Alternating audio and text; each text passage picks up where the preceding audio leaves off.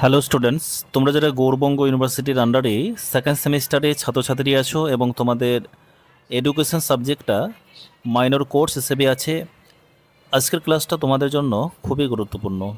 আজকের ক্লাসে আলোচনা করব তোমাদের এডুকেশন মাইনর সাবজেক্টের লাস্ট মিনিট সাজেশন নিয়ে। তোমরা এই এডুকেশন মাইনরের যে প্রশ্নগুলো তোমাদেরকে আমি আজকে আলোচনা করব, তোমরা এর মধ্য থেকে পরীক্ষায় কমন পেয়ে যাবে।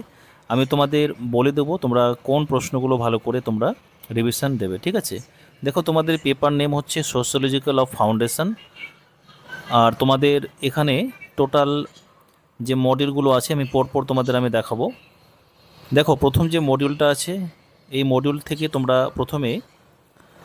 প্রথম প্রশ্ন মোস্ট ইম্পর্ট্যান্ট, শিক্ষাগত সমাজবিজ্ঞান বলতে কী বোঝায়, এর পরিধি আলোচনা করো। তাহলে এই যে প্রথম প্রশ্নটা আছে শিক্ষাগত সমাজবিজ্ঞান, ঠিক আছে, এই শিক্ষাগত সমাজবিজ্ঞানের সংজ্ঞা ভালো করে পড়বে, তার সঙ্গে পরিধি ভালো করে পড়বে। এটা কিন্তু মোস্ট ইম্পর্ট্যান্ট। শিক্ষার সমাজবিজ্ঞান বলতে কী বোঝায়, এর প্রকৃতি বা স্বরূপ ব্যাখ্যা করো।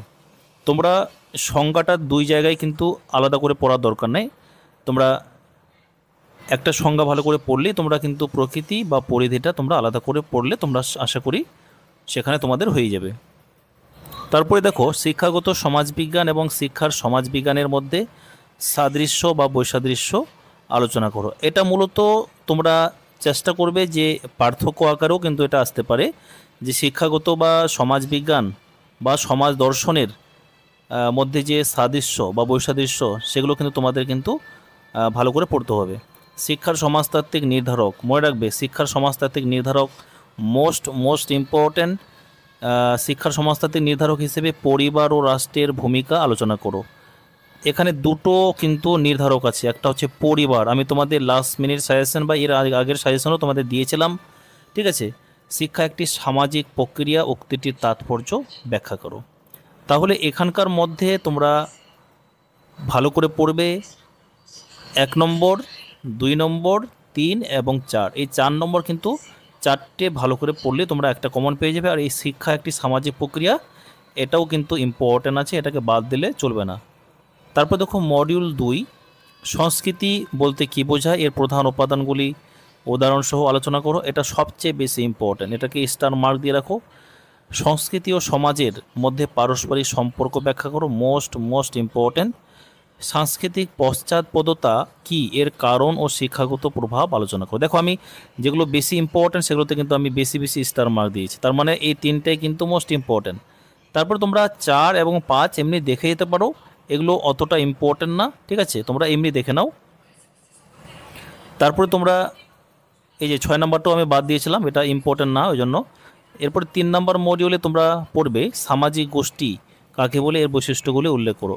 ভেরি ইম্পর্ট্যান্ট, এটাকে ভেরি ইম্পর্ট্যান্ট আমি দিয়ে রাখলাম। প্রাথমিক গোষ্ঠী ও গণগোষ্ঠীর সংজ্ঞা দাও, এদের মধ্যে সুস্পষ্ট পার্থক্য নিরূপণ করো। অর্থাৎ সহজ কথাই, প্রাথমিক গোষ্ঠী এবং গণগোষ্ঠীর মধ্যে পার্থক্যটা ভালো করে পড়বে সংজ্ঞাগুলোর সঙ্গে, ঠিক আছে। তারপরে তোমরা পড়বে শিক্ষাক্ষেত্রে প্রাথমিক গোষ্ঠী যেমন পরিবার, খেলার সাথী, তারপরে হচ্ছে গুরুত্ব আলোচনা করো। এটা ইম্পর্ট্যান্ট না। সামাজিক মিথস্ক্রিয়া কাকে বলে, বিভিন্ন প্রকার সামাজিক মিথস্ক্রিয়ার হচ্ছে গিয়ে বিষয়বস্তু আলোচনা করো। এটা আমি বাদই দিয়েছি, এটা আমি ইম্পর্ট্যান্ট দেইনি। বিদ্যালয় জীবনে সামাজিক মিথস্ক্রিয়ার শিক্ষাগত তাৎপর্য আলোচনা করো, এটা আমি ইম্পর্ট্যান্ট দিচ্ছি, ঠিক আছে। আমি তোমাদের তো বলে দিচ্ছি, তোমাদের অসুবিধা হওয়ার কথা নয়।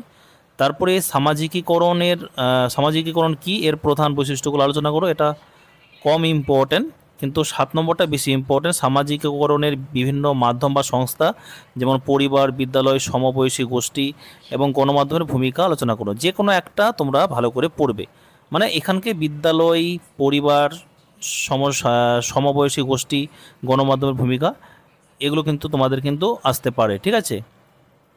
তারপরে দেখো এখানে 8 নম্বরটা দেখে নাও এমনি। এরপরে 4 নম্বর মডিউলে তোমরা পড়বে সামাজিক পরিবর্তন বলতে কী বোঝায়, এর মূল বৈশিষ্ট্যগুলি আলোচনা করো।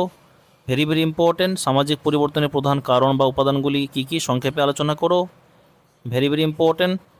তারপর তোমরা পড়বে সামাজিক পরিবর্তনে শিক্ষার ভূমিকা, সবিস্তারে আলোচনা করো, মোস্ট ইম্পর্ট্যান্ট। শিক্ষা সামাজিক পরিবর্তনের একটি শক্তিশালী হাতিয়ার উক্তিটির তাৎপর্য বিচার করো। তাহলে এখানে তোমরা সবচেয়ে 2 নম্বরটা ভালো করে পড়বে, 3 নম্বরটা ভালো করে পড়বে, 4 নম্বরটা পড়বে, আর এই 5 নম্বরটা সামাজিক স্তর বিন্যাস কাকে বলে এর বৈশিষ্ট্য আলোচনা করো। এটা তোমরা এমনি দেখে যেতে পারো। তারপর তোমরা পড়বে এখানে মোস্ট ইম্পর্ট্যান্ট, শিক্ষা ব্যবস্থা কীভাবে সামাজিক স্তর বিন্যাসকে প্রভাবিত করে, সামাজিক স্তর বিন্যাসে শিক্ষার ভূমিকা কী আলোচনা করো। তারপরে 7 নম্বরটা এমনি দেখে যেতে পারো, শিক্ষার মাধ্যমে কিভাবে সামাজিক সচলতা বৃদ্ধি পায় ব্যাখ্যা করো। দেখো আমি যেগুলো মোস্ট ইম্পর্টেন্ট সেগুলোই কিন্তু আমি আলোচনা করলাম। বিভিন্ন প্রকার সামাজিক সচলতা উদাহরণ আলোচনা করো। আর তোমরা যারা এডুকেশন মাইনর সাবজেক্টের এই সাজেশনের স্টাডি মেটেরিয়াল তোমরা পারচেস করতে চাইছো, তাহলে তোমরা অবশ্যই ভিডিওগুলোর মধ্যে স্ক্রিন নম্বর দেওয়া রয়েছে, সেই নম্বরে যোগাযোগ করে তোমরা স্টাডি মেটেরিয়ালটা পারচেস করতে পারো। দেখো এখানে আমি নম্বরটা দিয়েছি, এই নম্বরে যোগাযোগ করে তোমরা স্টাডি মেটেরিয়ালটা সংগ্রহ করতে